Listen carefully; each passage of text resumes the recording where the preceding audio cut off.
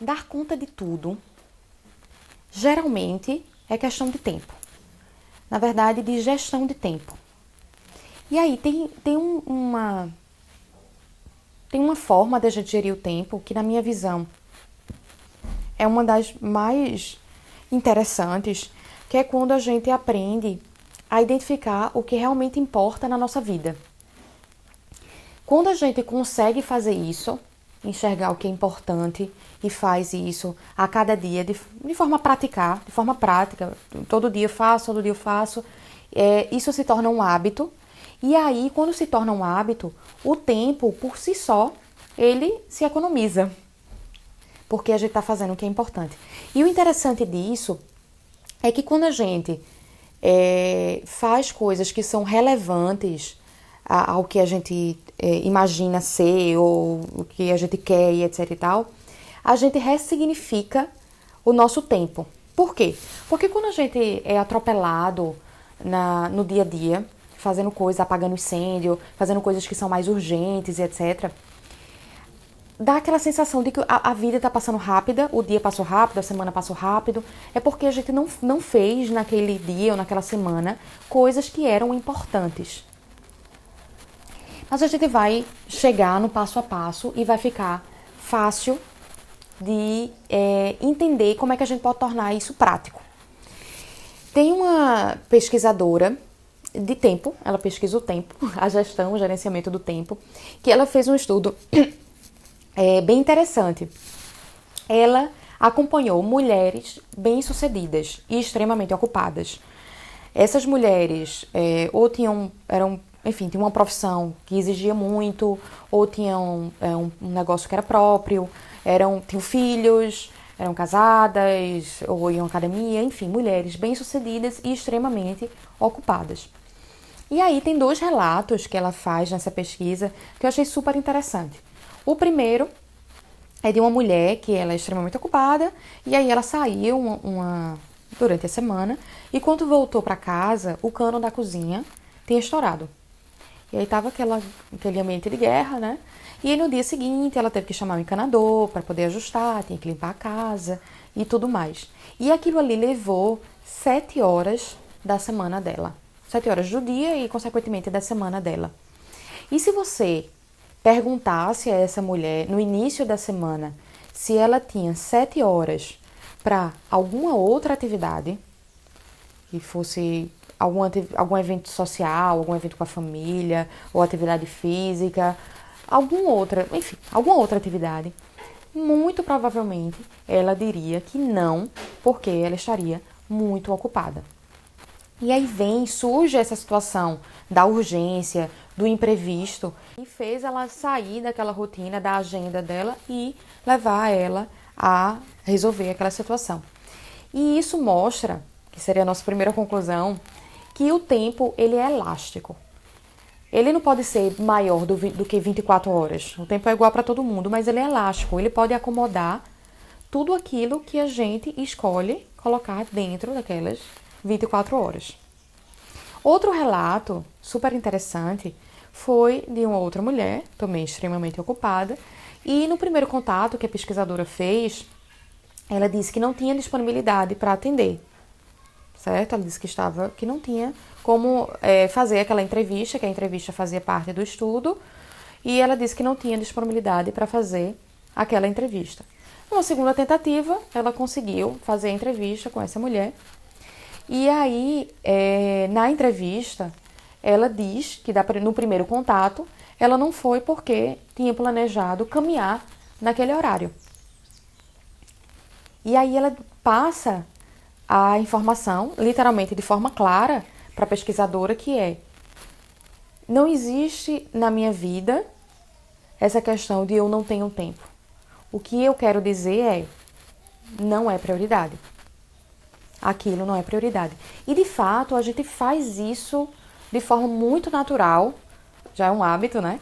Então, na nossa vida, a gente diz vários nãos para muitas coisas na vida, porque aquilo não é prioridade. Às vezes a gente tem até o desejo de alcançar alguma coisa, mas, diante de algum contexto, aquilo não é prioridade. E fica claro que tudo que a gente faz e cada minuto do nosso dia, do nosso tempo, acaba sendo uma escolha. E é isso, tempo é escolha. E aí a gente tem o poder de encher a nossa vida com coisas que merecem estar nela. Tá, tudo muito bonito, mas como é que a gente faz isso na prática? Vamos entender? Vamos lá. Vamos fazer isso de forma a visualizar tanto o nosso lado profissional como o nosso lado pessoal. Ok? Então vamos lá. A ideia aqui é que você se imagine no final desse ano ou no final do próximo ano, certo? Chegou o final do próximo ano. E aí você vai fazer sua avaliação de performance do trabalho. Seus resultados, seu desempenho. E você vai imaginar que o ano foi simplesmente incrível, certo? Incrível profissionalmente. E você chegou no final daquele ano. Onde é que você está, com quem você está, qual é o seu cargo. Vai imaginar tudo isso. E aí você vai listar de 3 a 5 coisas que ocorreram naquele ano para tornar ele incrível. Isso para o seu lado profissional. Então, são 3 a 5 coisas que você fez que tornou o seu ano incrível. Próximo ano. A mesma coisa você vai fazer para o lado pessoal. Você vai se imaginar no final do próximo ano alcançando alguma meta pessoal. Pode ser emagrecer, buscar ou levar o filho na escola, ter mais tempo com a família, ter mais tempo com os amigos, enfim. Alguma meta sua pessoal. E tem uma coisa que é legal de se imaginar, quando a gente se imagina alcançando algum desejo, que é imaginar as pessoas que se teriam orgulho daquele resultado que você alcançou. Quem se teria orgulho dessa sua meta pessoal? E aqui é interessante pensar nas pessoas que importam, tá? Realmente importam. Mas tá, alcançou esse resultado. E quais são as 3 a 5 coisas que aconteceram nesse ano para tornar o ano incrível, ou seus resultados incríveis? E mais uma vez você vai fazer essa lista, certo? Então, no final aqui desse exercício, você vai ter de 6 a 10 coisas, que no caso vão ser metas, enfim, incríveis para tornar esse seu resultado fantástico, certo? Se você faz esse exercício direitinho, eu tenho uma certeza que esses 6 a 10 itens são atividades importantes. Então, já conseguimos chegar em atividades que são importantes e que vão se tornar prioridade, certo? Agora, a ideia é que a gente faça o agendamento, ou no caso, o planejamento dessas atividades em prioridade. Sempre lembrando que, no início, como é uma mudança, tem que se tornar uma coisa que você fique praticando. Então, quando você pratica numa semana, pratica na segunda, pratica na terceira, e aí vai virar um hábito. E aí o tempo vai, por si só, se economizando depois, porque você já vai estar com a mente e o hábito de focar no que é importante. E realmente ressignifica a vida. Mas vamos lá. A pesquisa traz uma coisa interessante. Ela fala que sexta-feira à tarde é um bom dia para você fazer seu planejamento semanal. Por quê? Sexta à tarde não é bem um dia que a gente está querendo fazer a mudança da nossa vida e toda empenhada e animada. Normalmente, sexta à tarde, a gente já está diminuindo o ritmo, está entrando naquela vibe do final de semana, mas é um bom dia para a gente planejar, para colocar em prática já na próxima semana. Como é que a gente vai fazer isso? A gente vai criar 3 categorias, que seria a carreira, ou a área profissional, a maternidade e a você mesma, seu lado pessoal, podemos dizer assim. E aí você vai criar 2 a 3 atividades para cada uma dessas 3 categorias, certo? E aí essas atividades são sempre voltadas para aquelas 6 a 10 metas. Quando você tiver essa lista de atividades, você vai olhar para essa lista de atividades e vai ver como é que você pode encaixar na semana seguinte, ok? E aí você vai fazendo isso de forma repetitiva, né, a cada semana. Essas atividades vão levar a essas metas, essas 6 a 10 metas, e essas metas vão tornar o seu ano incrível, tanto pessoal como profissionalmente. Fantástico, né? E é simples. Não é complicado, é simples. Eu tenho certeza, raramente eu falo que eu tenho certeza de alguma coisa, certeza. Mas eu tenho certeza que muitas pessoas estão ouvindo o que eu estou dizendo e pensando, mas para mim é impossível. Eu tenho 3 filhos, eu trabalho eu trabalho além da semana, eu trabalho também no final de semana, é puxado. Tem muita gente que tem um contexto que é mais difícil do que o contexto de outras pessoas. Isso é um fato. Né? A rotina, tem gente que tem uma rotina mais flexível e tem gente com uma rotina menos ou inflexível. Mas tem alguns números que podem encorajar vocês que se enxergam numa rotina talvez mais difícil.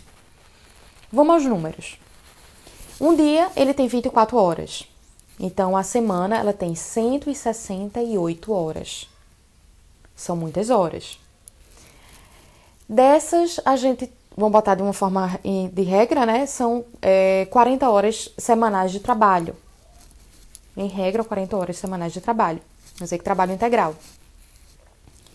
Além disso, vou colocar 8 horas de sono, que dá 56 horas por semana.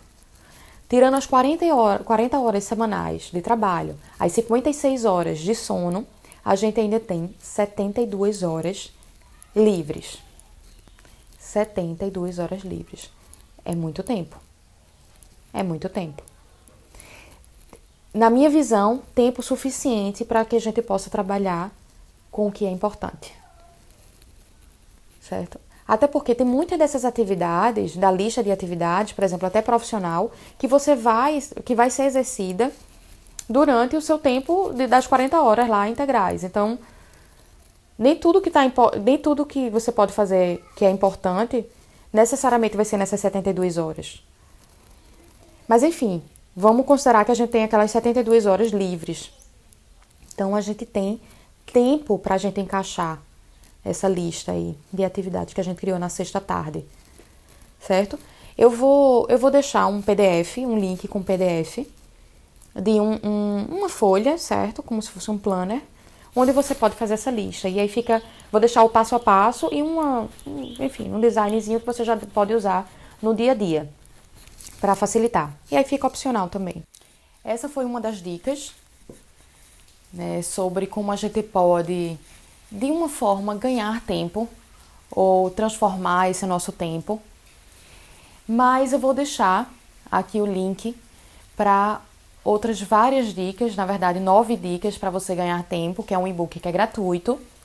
E o interessante de você ter 9 dicas é porque você pode ver qual delas você se identifica mais e todas elas trazem resultados, tá? E lembrar que quando a gente foca no que importa, a gente pode construir a vida que a gente quer no tempo que a gente tem.